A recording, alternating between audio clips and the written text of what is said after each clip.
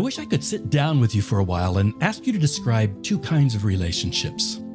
First, tell me about a relationship that is completely satisfying and secure, one you could enjoy for the rest of your life. Then, describe a relationship that is disappointing and problematic. Maybe it's one you've experienced before.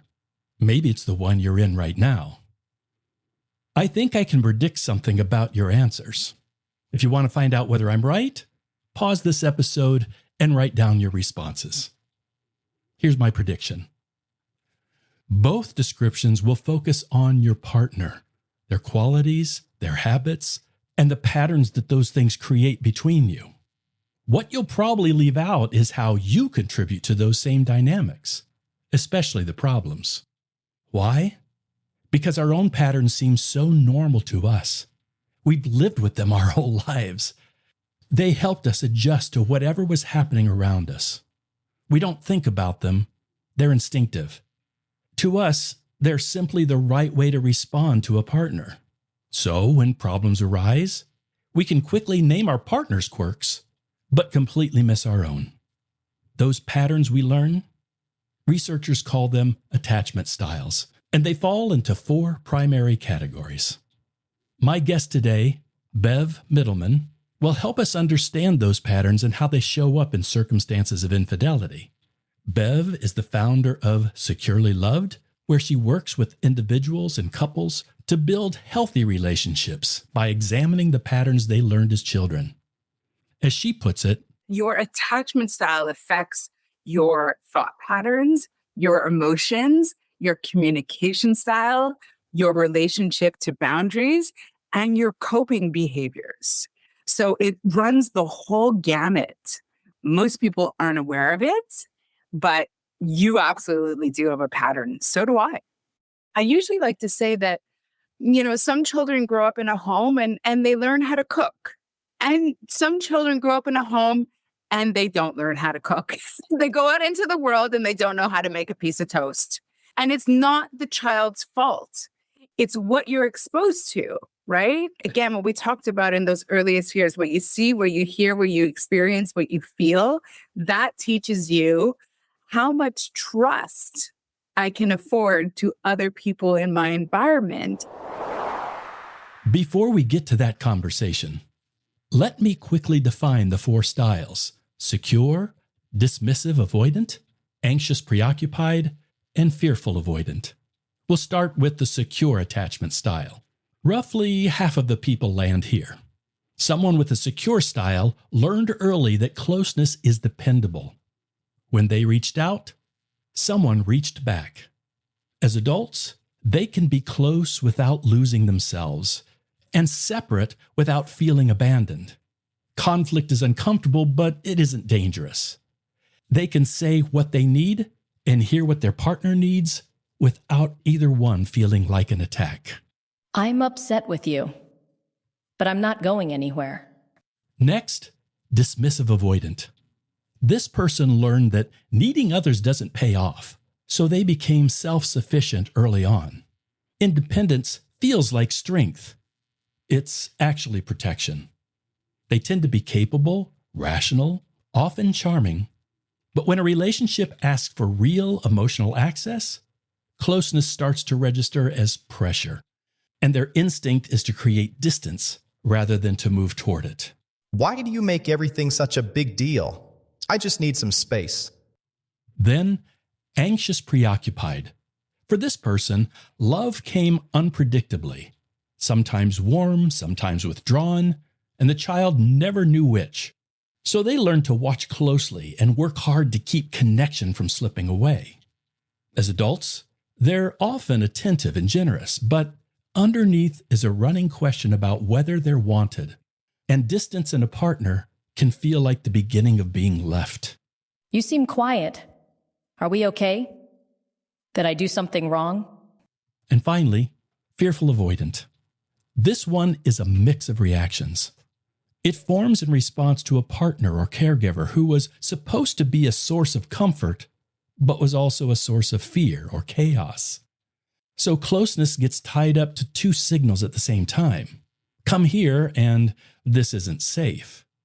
They genuinely want connection, and the closer it gets, the louder the alarm sounds.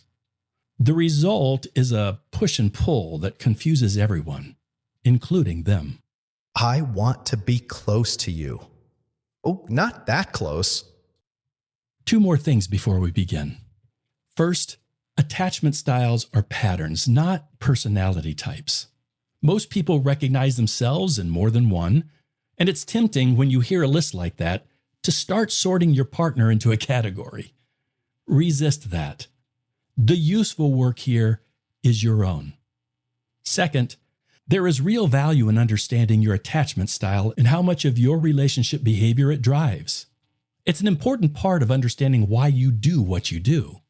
But we are not building a case that attachment excuses bad behavior, including infidelity. Attachment may explain the pull, it never excuses the choice. We are always responsible for what we do, because there are always alternatives.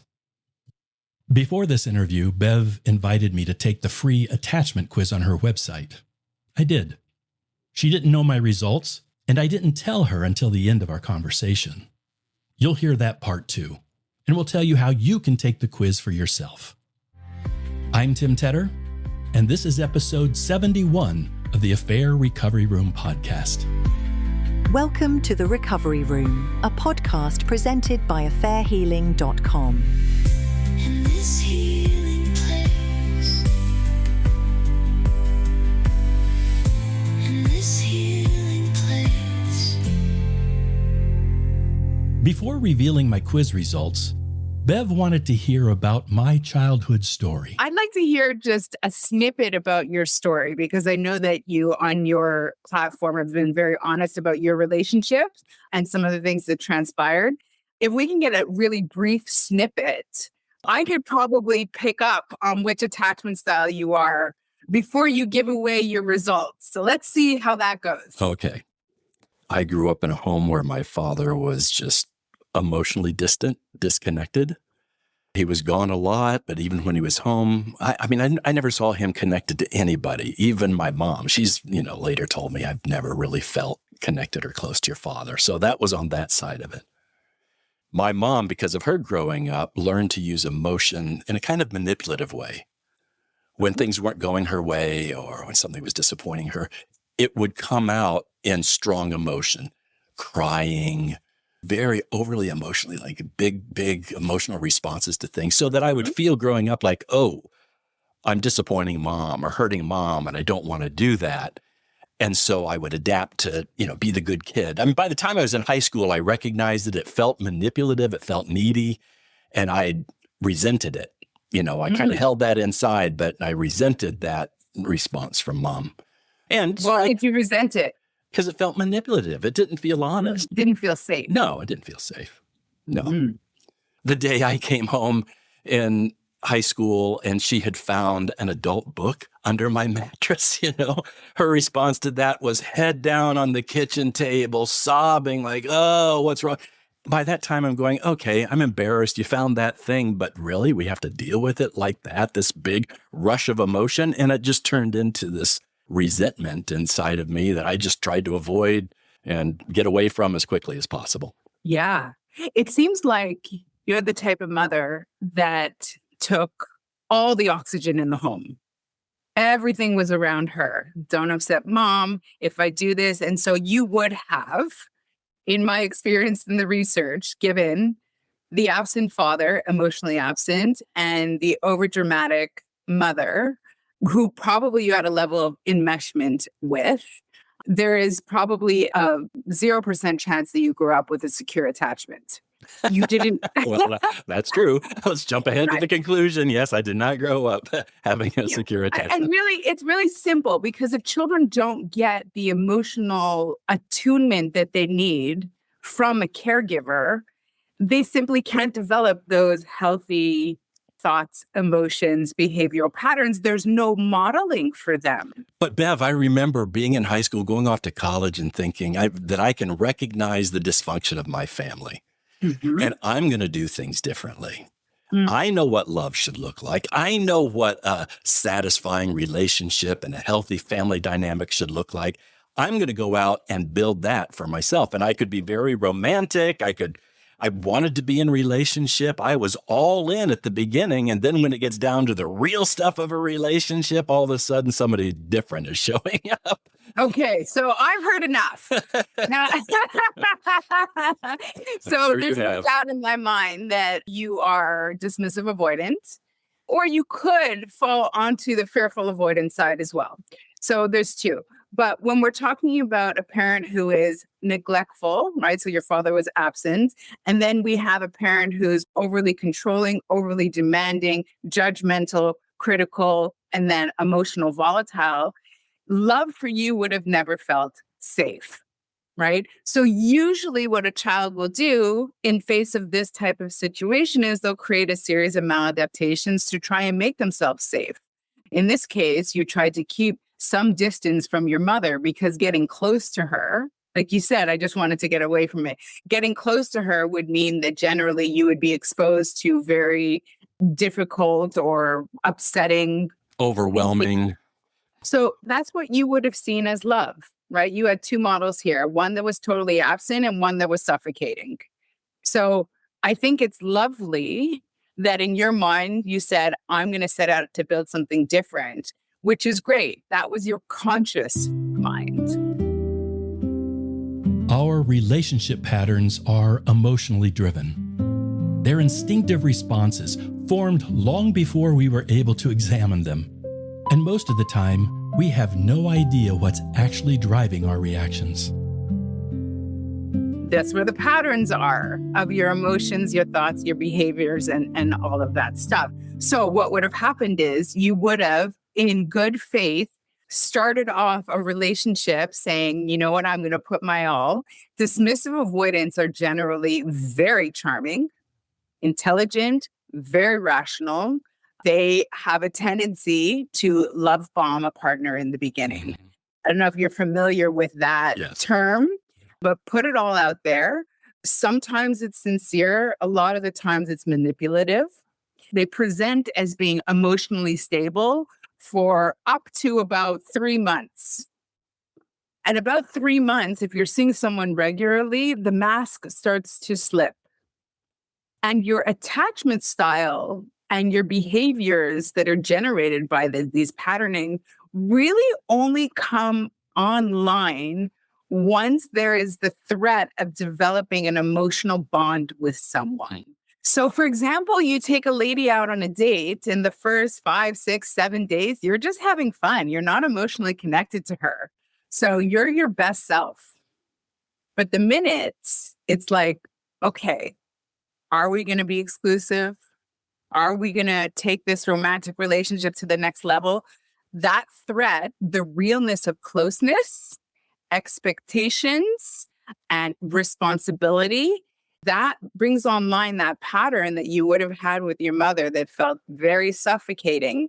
And that would likely invoke an emotional response from your nervous system that would give you the sense of run. This is unsafe. An affair can keep our patterns hidden. So can dating. Why? Because the relationship often exists inside a bubble. Limited time, limited demands, none of the daily friction of living with someone. For some people, it takes years before they finally meet the conditions that trigger the reactions they've been carrying all along. My first wife and I dated for 4 years. So we'd sometimes dated other people. But as soon as we were married and got into that real stuff where we're together all the time, and some of those other emotions, negative emotions started showing up, disappointment, being upset, being hurt, being angry. I mean, what it felt like to me, oh, there you are, being manipulative, being needy. That's how I interpret it. And that I would leave, I would shut down. I interpreted that as her problem. Of course. I figured out my stuff. That's the problem of the relationship or of you. And I eventually had an affair. We ended up in divorce. And the thing that became revealing to me is my subsequent relationships all ended up following that same pattern. And I began to realize, wait a second, I think this might be more about me than I ever understood before. Yeah. So it's so interesting. You actually modeled right after your parents. So, and most people do. So your father was an underfeeler and your mother was an overfeeler. And so you became the underfeeler. You became very good at compartmentalizing your emotions and repressing them, which also meant that you became so good at avoiding your own emotions. You certainly weren't going to handle the emotions of someone else. You were going to avoid them too. So anything that your wife would have brought to you would have felt like a level of judgment, criticism, threat. She just wants to fight with me. You would have perceived it that way. I also could say with a fair certainty that you probably married someone who was anxious preoccupied, which meant she had the opposite attachment style as you, especially if you're calling her needy. One of the things that we know from those that are anxious preoccupied is they do, for their nervous system regulation, they need a lot of attention, validation, reassurance, usually from a partner that is going, why do you need all this stuff? I don't need this. Yeah, I don't know if her level of expectation, desire was abnormal, but even normal stuff that she wanted from me, affection, connection, so forth, felt overwhelming to me. I mean, I just didn't know how to do that at all. Yeah. Yeah, you had no modeling for that. So the truth is that you just didn't learn how to do that. Now, to be clear, anyone is capable of cheating. But research suggests that people with a secure attachment style are less likely to have an affair. And the style most often associated with infidelity is dismissive-avoidant. Well, this is important for anyone in life and relationship to consider. The audience listening to this podcast, most of them are dealing with a particular struggle, and that is infidelity has occurred in one or the other partner. And I know that coming into dealing with that issue in a relationship, the partners can often look at the situation and kind of be blind to what you're talking about now, like what they've brought into that beyond just the infidelity itself. And this attachment style, this understanding that we all bring patterns, is very informative in helping them understand what their marriage was, what their relationship was, what the experience of the infidelity or the cheating was, what the experience of the person who's betrayed is. This is a mix in all of that. So I think it's really important when someone's trying to understand, why did this happen? Why am I experiencing everything I'm experiencing on the side of it? This is one of those components that's really important for people to kind of get, I think. Absolutely. So I can tell you, out of all four of the attachment styles, and there's secure, dismissive-avoidant, anxious-preoccupied, and fearful-avoidant. Out of all of them, the attachment style that is most likely been researched to cheat is the dismissive-avoidant. So let me ask you, if you don't mind, Tim, why did you choose to have an affair? I think in my particular situation, it was a number of things, pressures, disappointments, and all that stuff around me. And the disconnection that my wife and I had been experiencing for a number of years. And then a coworker comes along and she's affirming. She makes me feel appreciated and good. We get along, and there's this thing that clicks in my brain. I deserve to be happy, and here's someone that's easy to connect with. And, just that common thing. Maybe we were meant to be together, but I'm going to dive into this thing and experience, because that felt like the connection to me that I'd been missing in my marriage. And I think the whole sexual component of that, because that was just so misinformed in growing up, I think I tended to equate sexual connection with intimacy a lot more, because I didn't understand the real language of intimacy. And so when that offer comes along, it's like, yeah, finally, I'm going to be connected to somebody, which is not actually the truth of it all, but Right.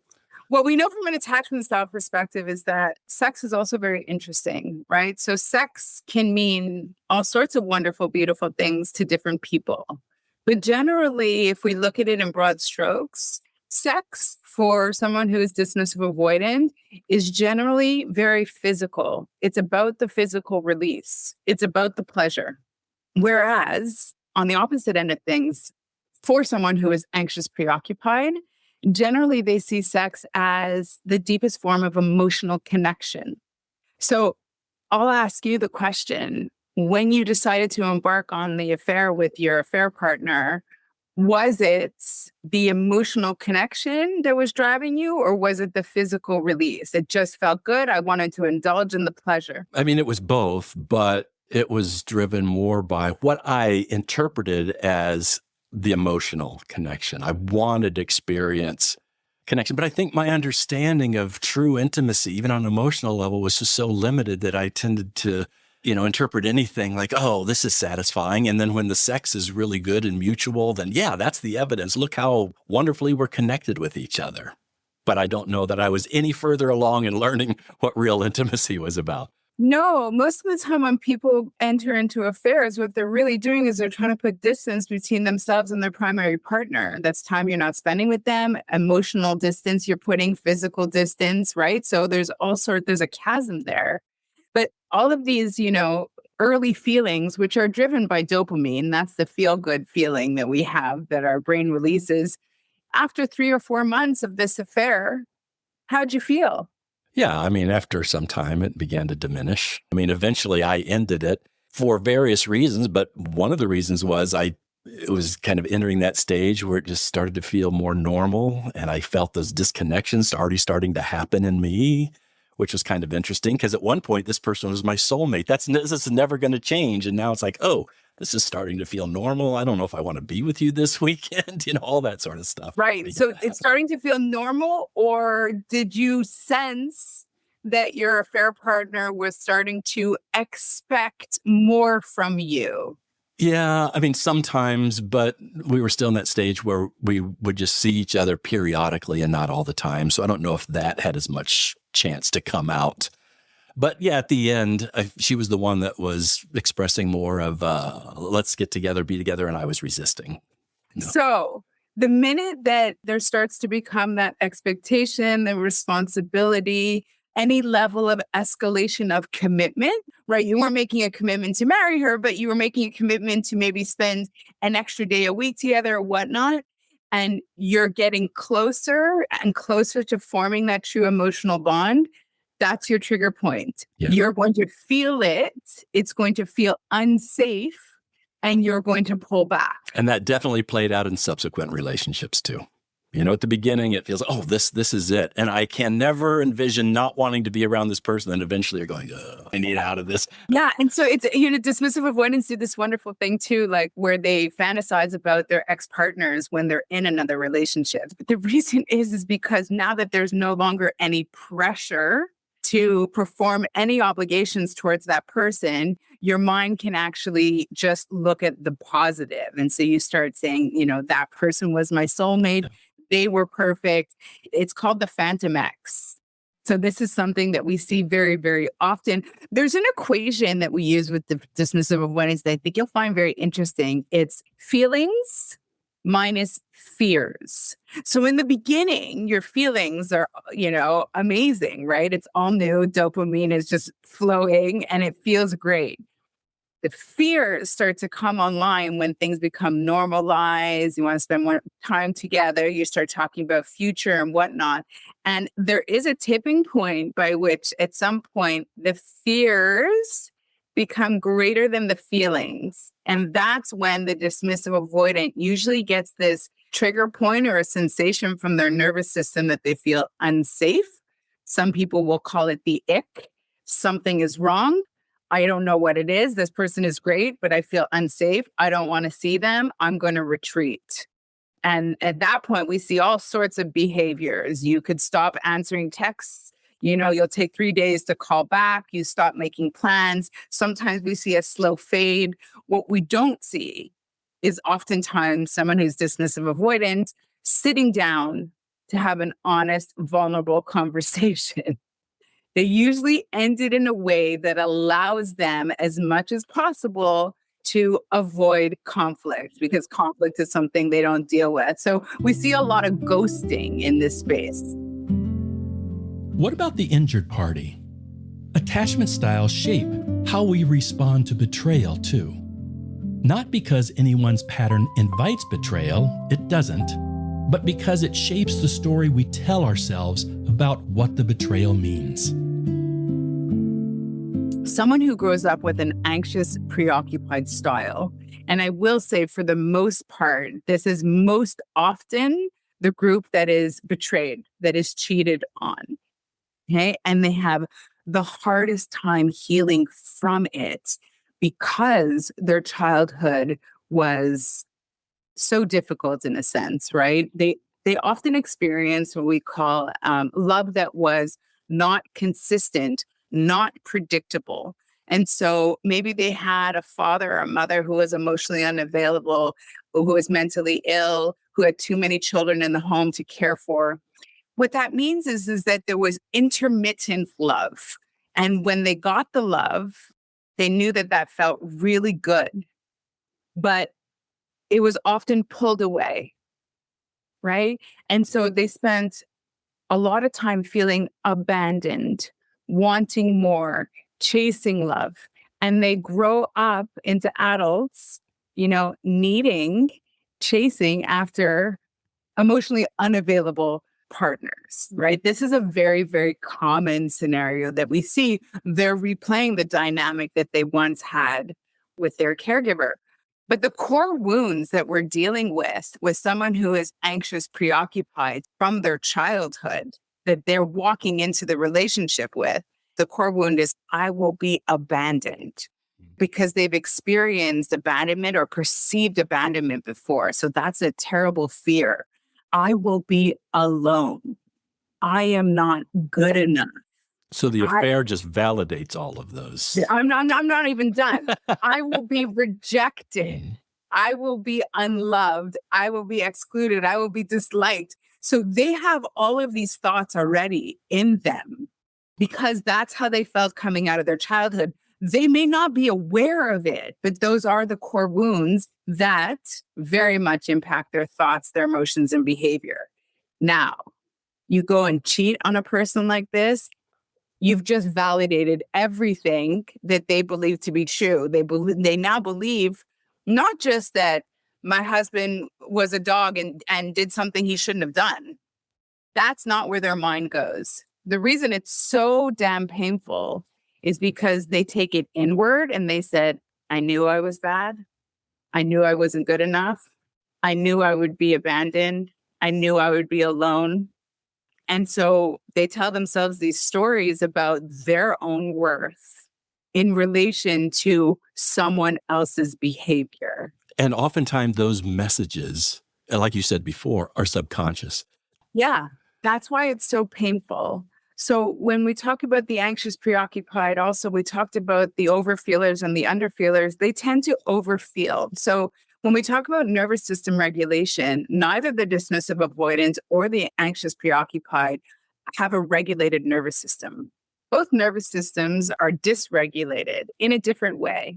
So we see a lot of emotional volatility, hyper emotions with those who are anxious preoccupied. So already we're not starting with a group of people who are emotionally regulated. That does not mean they have a mental illness. That's not what I'm saying. But like you described your mother, she would go into grand emotional sort of expressions of disappointment or whatnot. This is what we often see. A lot of times these grand gestures are also a way to try to activate some sort of a response, attention, reassurance from their avoidant partner. And we can see these are called protest behaviors. We can see this escalate. Like if I start to cry and there's no response from you, maybe I cry louder. Maybe I throw something across the room. What am I going to do next to get your attention, to show you that I am really upset? And so we do see a lot of exaggerated emotions because this group of people, again, like your story, were never modeled. This is how you regulate your own nervous system. This is how you have a healthy conversation. They too came out of a home where they weren't taught how to cook. Yeah, this is so important, Bev, because one of my pet peeves is that the explanation of infidelity in, let's just say, in a marriage, the easy answer seems to be, well, that's evidence of unmet needs in the relationship, in the marriage.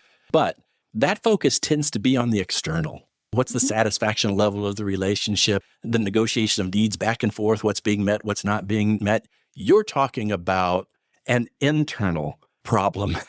If someone doesn't recognize that I've got a pattern that I haven't even been aware of that's affecting me now, and they don't understand it and deal with it, they can fix all those external things, go back to the relationship. Those patterns are just going to show up again. Over and over again. They are. Yeah. Of course they are. And what's so interesting is that we often, and the other thing we say about relationships are, we need to become better at communicating, where we talk about, we need to improve communication in our relationships. We are horrible as humans in terms of communicating. I've written a course on communication. We're just really bad at it. We tend to think that someone else is going to read our minds. Just because it's obvious to me, do you not see how I'm feeling? Is it not obvious to you? And so, especially someone who's anxious preoccupied, if they grew up in a home, as you described, like with your mother who took all the oxygen in the house, everything was about her needs.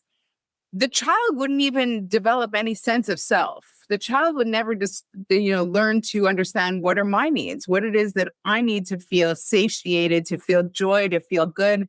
They certainly wouldn't learn how to communicate that. They go into a relationship, especially someone who's anxious preoccupied. Their whole programming is focused on other people, pleasing other people, appeasement, so the other person won't leave them. Their way of dealing with things to mitigate the fear of abandonment is to become really congenial, right? Parent pleasers tend to grow up to be people pleasers. And so we talk about, we just need to communicate more. Well, first of all, someone who's never been able to actually identify their emotions can't communicate them. Someone who hasn't even been able to given space to identify their own needs certainly can't communicate them to their partner. They might just know that something feels off and expect their partner to understand, right? And then when you have someone who's anxious preoccupied, who spends so much time focusing on pleasing their partner, the idea that the partner would seek anything from someone else, sexual, emotional, companionship, anything, feels like a massive betrayal. Well, I can tell you that my eventual understanding of the need to gain insight on this pattern that I had, that I was unaware of all my life up to that point, and at least starting to be curious about that, was the beginning of the shifts and the healing that I needed to go through. You apologized. You ended it. You promised it would never happen again. But if you can't explain how you got there, your promise is mostly hope. The Understanding Why course walks you through 10 steps toward clarity, the motives, the compromises, the risks you talked yourself past. 4 coaching sessions with Tim Tedder are included, someone to walk through it with you. Understand it. Then change it. affairhealing.com/why. Let's shift to a little bit of hope. to the person who's maybe been the betrayer, who has stepped out and broken trust and has had an affair. It's not just about confessing and admitting you did a bad thing and promising never to do it again. It's about understanding what were the things in your life that even made room for this and led you down a path that maybe you never expected to go down. And it's very likely that the very thing that Bev is talking about, these patterns that affect the way you experience intimacy and relationships, have affected you all your life. Didn't cause you to have an affair, but created a context in which there was a vulnerability there that now you recognize you need to understand this. And here's the good news. And I haven't talked to you about this, but let me ask you the question. Can people change?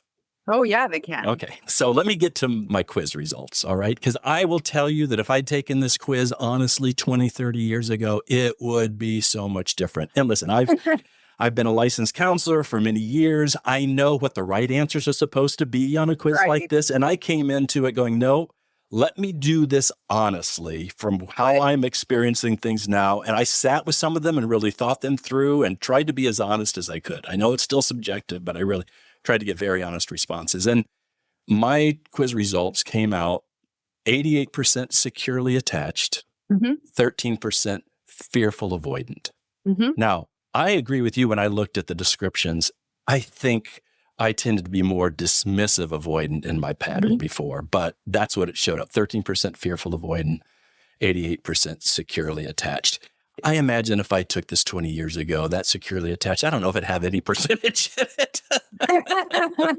Once I became aware of this thing in me that was a roadblock to real connection and intimacy, I mean, it became my mission to tell a better story than that. I don't want my children to be experiencing that kind of relationship with me. I don't want the people who love me to be experiencing me that way. So to begin to understand, what does it mean to be someone who is intimately, healthily attached to someone else?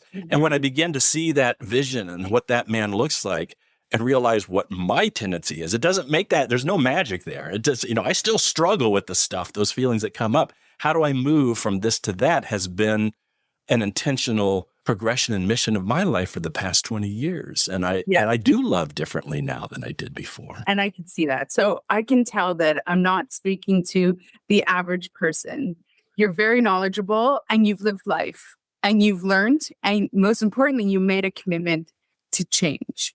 So can people change? Absolutely. People can change with commitment, with effort, with a sincere dedication. We have these patterns, but the mind is very malleable in that we can create new patterns by doing new things. So every time, for example, you get that ick, that feeling in your nervous system that says, I feel unsafe, that's your opportunity to do something different. Now, what you would have done 20, 30 years ago is end the conversation, walk away, leave the house, say, I don't want to talk anymore, those types of things. It's your opportunity to do something different. And every time we choose to do something different, even if it feels a little out of place in the moment, it creates a new neural pathway in our minds. The thing that people don't understand about therapy is that we can talk all day long about this stuff, but what actually makes change is real action. Yeah. And doing that when the stakes are high, doing that when I know I'm having to be vulnerable. I mean, in that kind of emotional context, choosing to do it anyway really does start rewiring the brain. It does. It does, because it tells, you do it once and you go, okay, that wasn't so bad. You do it again, you go, okay, that wasn't so bad. You realize that it's irrational, the fear that you have, because the fear is coming from, obviously, the response that you once expected from your mother, who you're no longer actually interfacing with, right? You're interfacing with a different person. And so it's important when you're talking about healing to take a look at understanding yourself. What do I need to feel whole, satiated, and joy? Learning how to connect back to your emotions if, in fact, you have been disconnected, because you cannot emotionally attune to someone else and connect to their emotions until you're connected to your own. I grew up my entire life as a fearful avoidant. I mean, I went through this process years ago, but the most difficult thing was learning how to understand my own emotions and how to manage them and then put words around them and then try to do things differently. So if I'm upset, I'll tell my partner, I don't like what you just said. I'm going to leave the room for 10 minutes, but I'll be back and let's talk it through then. Instead of just walking out of the room and being angry. Yeah, you can guess whether I'm ever coming back again. I mean, is this over? Right? Like this is crazy, right? So again, we absolutely can change. That is the work that I do at Securely Loved. The quiz that you're referencing, that is on my website. It's a free quiz. Most people start their journey around understanding their own attachment style using the quiz. It's a starting point. Bev, where would people go? Give your website address if people want to find this free quiz and more information about you. My website is securelyloved.com. I'm also on YouTube. We're growing the channel now. I like to put out all sorts of educational information. I'm on Instagram at securely_loved. And most recently, proudly, I'm on TikTok, which is also Securely Loved. So if you put in Securely Loved or Bev Mitelman, you will find me sort of almost everywhere. Obviously, out of my personal experience, I am totally on board with understanding this is so important for us. In the world of infidelity, it's not just dealing with the betrayal. It's understanding, man, what are the things that have affected our marriage, that affected this choice, and that affects the way we learn to change, to love better on the other side of it. We really need to understand our patterns. So thank you for the work that you're doing. And I hope some people that are listening to this will reach out and get some help from your resources as well. Thank you so much. This was a beautiful discussion. Thanks.